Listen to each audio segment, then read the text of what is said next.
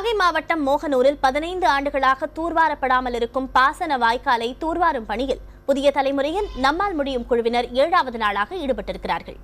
காவிரி விவசாயிகள் பாதுகாப்பு சங்கம், பாசனதாரர் சங்கம், ட்ரீம்ஸ் அலைவ் அறக்கட்டளை மற்றும் விவசாயிகளுடன் ஒருங்கிணைந்து தூர்வாரும் பணியானது நடைபெற்றது. 3,50,000 ரூபாய் திட்ட மதிப்பீட்டில் தூர்வாரும் பணி நடைபெற்று வருகிறது.